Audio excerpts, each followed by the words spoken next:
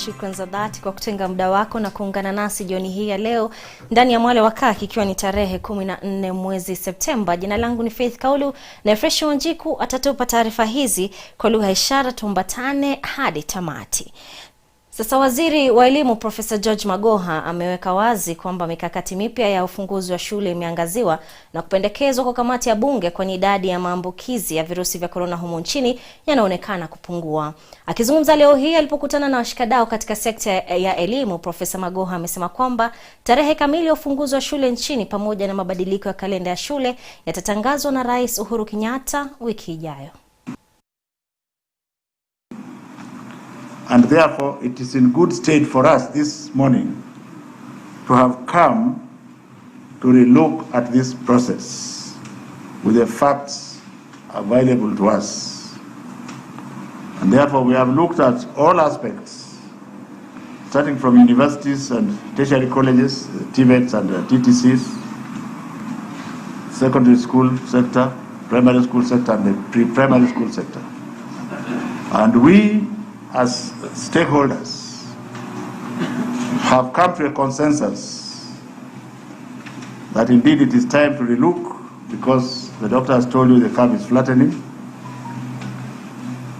I have said in the past that social distancing in our public schools is going to remain a challenge. I've also said that there are certain things we are doing about getting masks at the very worst for the vulnerable and the less fortunate children. All those processes are ongoing. And in order for us to prepare a presentation to present to the bigger stakeholders meeting, which will take place sometime next week, either before or on the 25th. Naibu wa Rais William Ruto amekanusha madai ya baadhi ya wanasiasa kuwa huenda Rais Uhuru Kenyatta akawania muhula wa 3 wa rais. Ruto amesema kwamba rais anaamini kanuni ya demokrasia na kwa namna yote ile hajafikiria pendekezo kama hilo. Vilevile aliongeza kuwa ni jumbe kama hizo potovu zinazowachanganya wa Kenya.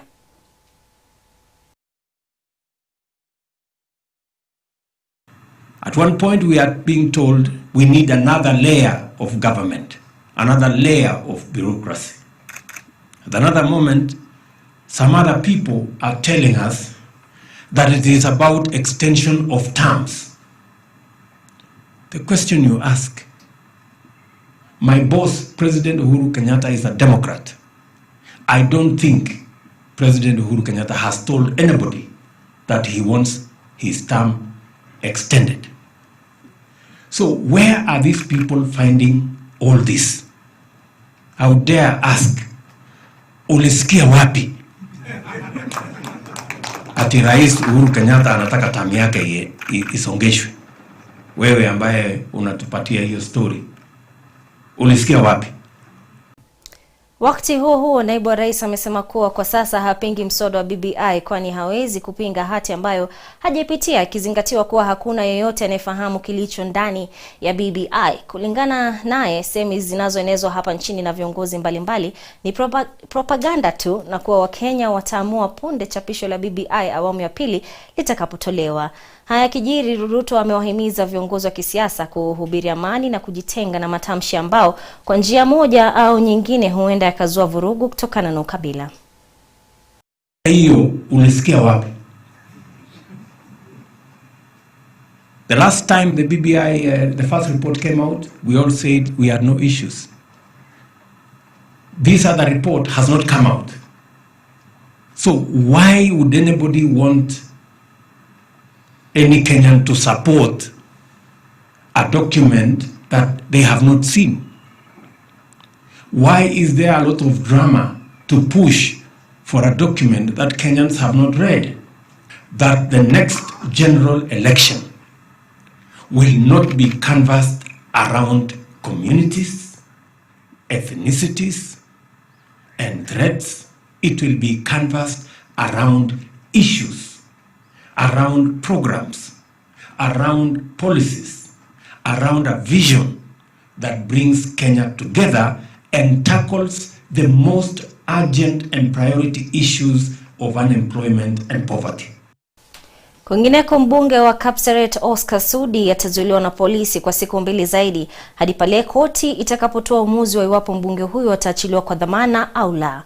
Leo hii Sudi amefika mbele ya mahakama ya Nakuru kusikiza mashtaka, na Sudi anakabiliwa na mashtaka ya uchochezi, kushambulia afisa wa polisi, vitendo vya kuzua rabsha, kumiliki bunduki kinyume cha sheria na kukataa kukamatwa. Your Honor, the defense team outrightly opposes the application, and the first basis of opposition is the question as to whether the request in itself is constitutional in the first place. Under paragraph 3, there is an allegation that the suspect resisted arrest.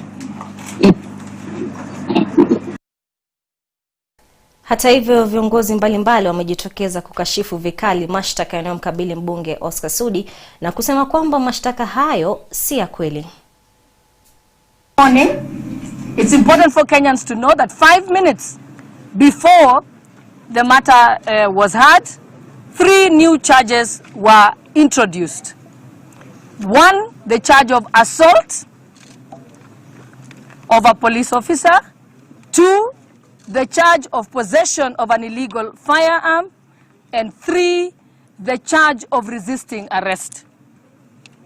Obviously, I have never had anyone who resists arrest or assaults an officer when he is not even present at the place where the police are supposedly have arrested him. And we all know that he presented himself voluntarily to the police station. But I'm also, as a citizen of this country, a bit disappointed that charges are added without giving due time so that the council is able to prepare in time. So that now here we are having to come back on Wednesday with charges that we knew about a few hours ago. But without getting into the case, all I would say is that we remain focused. Seneta wa Kakamega Cleophas Malala amedai kwamba maisha yake yamo hatarini. Akizungumza katika mkutano wa pamoja wa kamati za bunge la Seneti kuhusu usalama na sheria za haki ya kibinadamu, Malala ameelezea hofu yake na kusisitizia kuwa maisha yake yamo hatarini. Mwenyekiti wa kamati wa usalama Yusuf Haji ameamrisha Malala kupa ulinzi na usalama wake kuhakikishwa. Mr. Chair, these are life-threatening incidents. I'm a father, a young father, a husband, and a representative of the people of Kakamega. It is very disheartening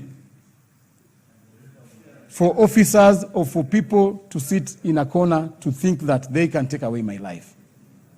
I would like to take this opportunity, Chair, to humbly request this committee and the Inspector General to take note that I have said this time and again, that my life is in danger. I have written enough letters. I have called officers in this republic. They have not taken any action, even to give me extra security.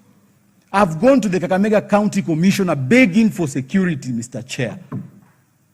Nobody is willing to give me security, Mr. Chair. It is sad for me to walk around the streets of Kakamega and Kenya knowing that I'm going to die the following day, Mr. Chair. And the most painful thing, Mr. Chair, I see respectable leaders of this republic saying that I forged my arrest, Mr. Chair. After all this, somebody says that I planned with the police to forge, that I stage managed my arrest, surely. That I even sent the police a PIN number. Mr. Chair. Asubuhi ya leo gavana wa Garissa Ali Buno Korane amefika mbele ya tume ya maadili na kupambana na ufisadi nchini EACC ili kujibu mashtaka yanayomkabili. Gavana Korane anakabiliwa na madai ya matumizi mabaya ya fedha za county, hususan kupotea kwa shilingi milioni 233 zilizotengewa miradi ya county ya Garissa. Ripoti kutoka EACC inaashiria kuwa pesa hizo zilielekezwa kwingine na kutumika kwa njia isiyostahili. Mkurugenzi wa mashtaka ya umma Nurdin Haji aliamrisha kukamatwa kwa gavana Korane kwa wizi wa fedha zilizotolewa na Benki ya Dunia kwa county mbalimbali.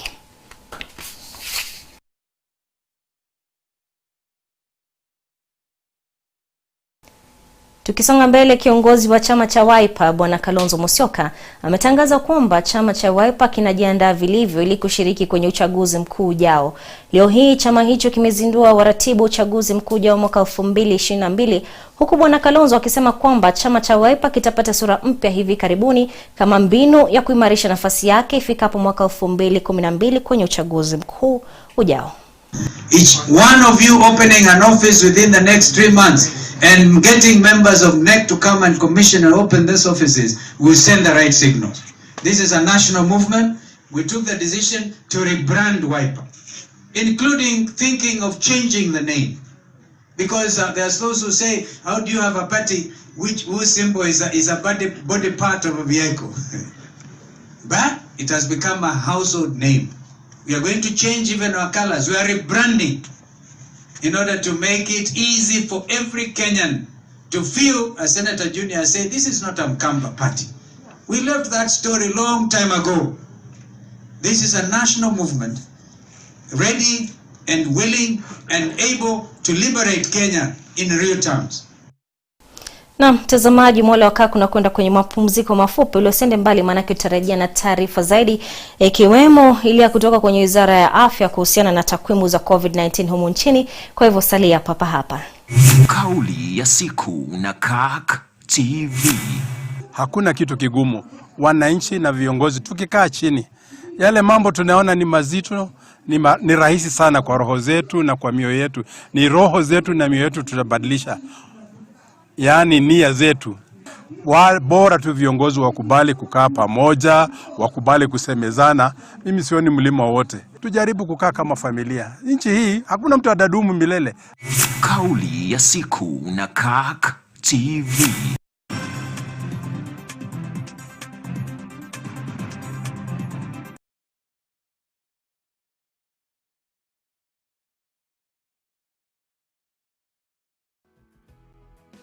Here is a long-awaited solution for churches who want the versatility of serving their own style of communion bread while still enjoying the benefits of pre-filled juice and church wine. Easy setup and no worry of spills, contamination or waste. Made in Kenya with strict quality standards on dedicated equipment, you can rest assured. Holy Communion elements, also known as the Lord's Supper, is completely protected. The Holy Communion element is a single portion serving of juice or altar wine with wafer that will transform your communion celebration. Both elements of communion are individually sealed in one cup, ready to serve. It comes with the following benefits: available with or without wafer or non-alcoholic or alcoholic, no added sugars, no high fructose corn syrup, and no GMOs. 100% recyclable plastic cup. Create social distancing. You will not have to share your Holy Communion elements with somebody else, hence enhancing hygiene. Also, it is affordable, and many more. Place your order now. For more information, contact 0722 222 898 or 0741 666 273, or write to us through our email address communionelements@gmail.com.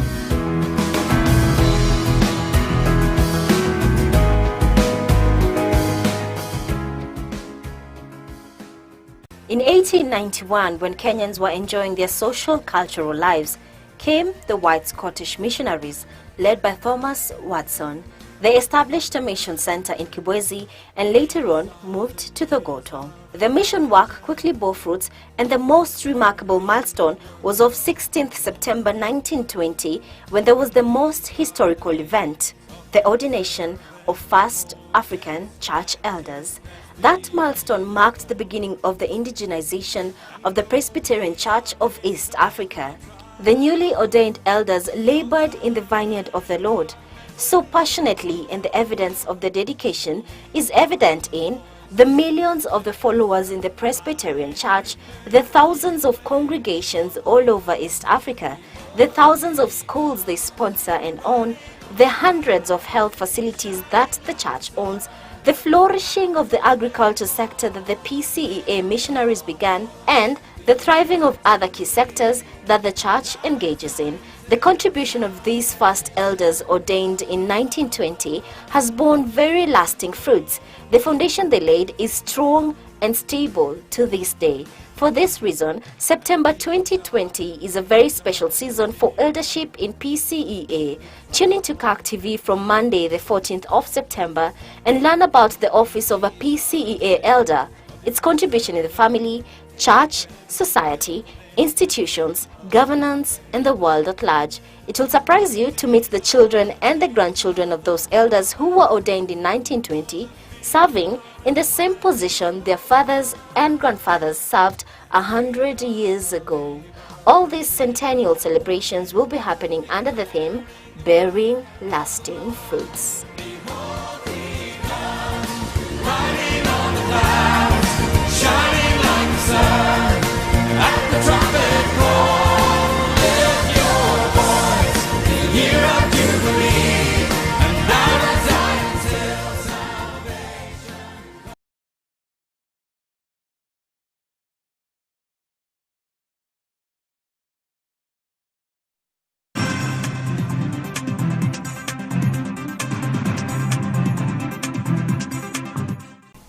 Karibu tena mtazamaji, moja kwa moja tuangazie taarifa kutoka kwenye Wizara ya Afya leo hii kuhusiana na takwimu za COVID-19 humu nchini.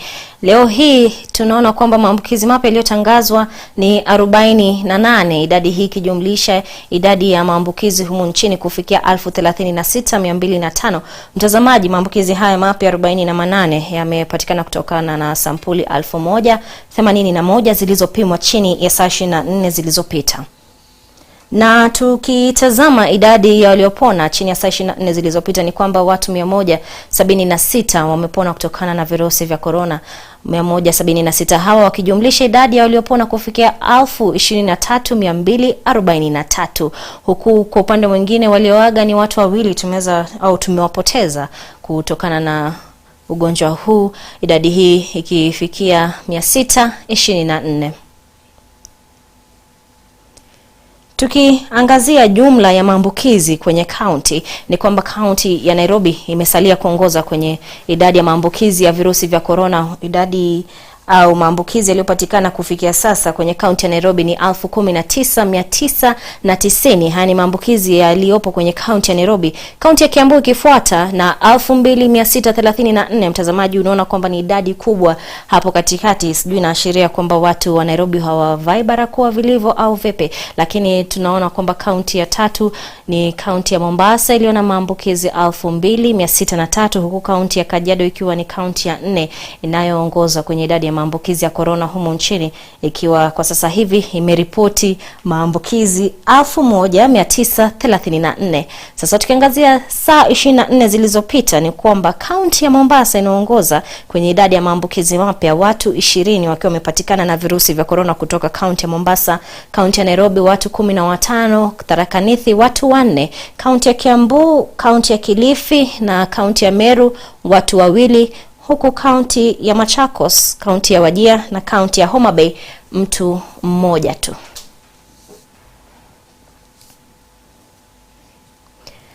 Kwingineko mtazamaji, wafanyabiashara mjini Nakuru wanawahimiza wanasiasa kuja pamoja na kutafuta njia za kufufua uchumi ambao umedorora kufuatia janga la corona badala ya kurushiana cheche za maneno kama inavyoshuhudiwa miongoni mwa viongozi. Wakati huo huo, wanasema kuwa mvutano baina yao ni njia mojawapo inayowaweka wananchi kwenye hali ya wasiwasi.